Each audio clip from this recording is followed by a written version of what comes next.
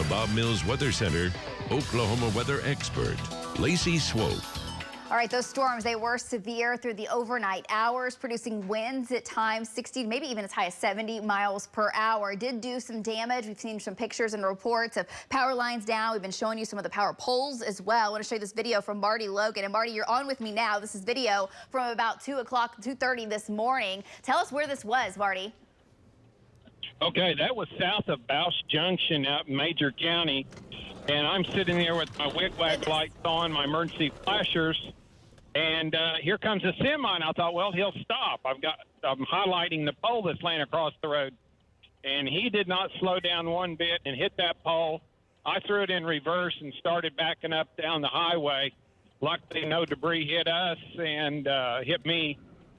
The semi was continue on, so I guess everything came out all right. There was a little odor in the truck after it was over with, but got over that, got back to chasing. Back to you, Lacey. It was tough there for a second, Marty. That's for sure. But that's what was crazy is Marty's going down the highway. He sees the power pole. He stopped and he's like, guys, I got to call 911 and let them know. So he gets off the Getner, calls, and it's like, I got to make sure no one hits this. So Marty puts himself at risk sitting in the highway, middle of 281 in the middle of the night. And unfortunately, that semi-truck driver did not see the pole, did not see the line, did not see Marty. But luckily, everyone is okay. So thank you so much to our trackers for what they do, trying to put themselves on the line to avoid situations just like that. But that one came out all right. Let me show you a video from the rest of our trackers. Vaughn Castor, Brandon Pennell also out with the storms, tracking them as they were severe, rolling through very heavy torrential rain coming through. At times, it was difficult for our trackers to even see the hood of their vehicle while those tropical-like rains were moving in. Very intense lightning,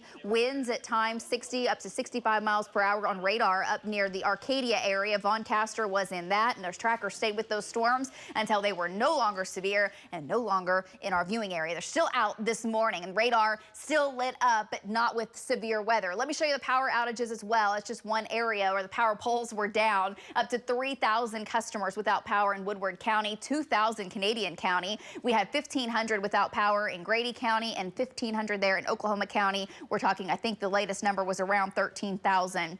But going down as crews are already starting to restore power to some folks. Maximum winds, you notice it was isolated areas dealing with those severe wind gusts, and it wasn't everyone even within the severe storm. It was very small localized areas, but we do have some damage this morning, and everyone to the north got heavy water, anywhere from 1 to 2 inches. North Metro, Edmond, Piedmont, Deer Creek, all the way back over to Arcadia, 1 to 2 to 2.5 inches for radar estimates. Downtown Oklahoma City over to Choctaw, 1 to 2, and then you get down south more Norman, the rainfall total is not nearly as impressive. Norman about 1/2 inch. Had anywhere from 3 to 4 to 4.5 inches this morning across eastern Oklahoma along I-40, and there's still rain falling in those areas. So localized flash flooding is possible. Some heavy cells ongoing to the north. These showers right now could end up having a little bit of lightning with them from Kingfisher to Dover to Hitchcock, Guthrie, and that will try to slide down once again into the Edmond area and the North Metro, making its way off towards the east southeast.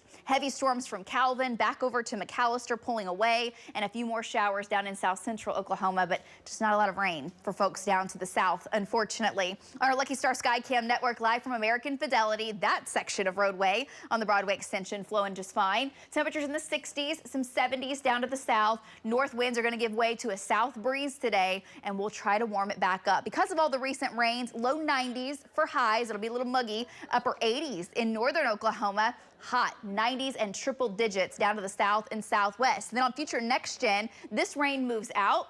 We're mostly dry this afternoon, and by this evening, storms try to roll into the northwest. 10 o'clock, midnight, 1 a.m., those storms could produce some wind and hail. Not as widespread as what we had this morning, but there is a chance of rain and storms in the metro. It's running at about 40% tonight. Best chance to the north and only a 20% chance to the south. Still again tonight, the risk for severe weather up to quarter-size hail, 60 to 65 mile-an-hour winds in spots. May end up with some localized flooding and may have some more power outages due to lightning. Then the storm chances taper off for a couple of days. We heat up. Isolated storm chances back into your weekend with highs in the mid and upper 90s. Those cold fronts are pretty weak, but we'll track them and stick with us. We're coming back after this break.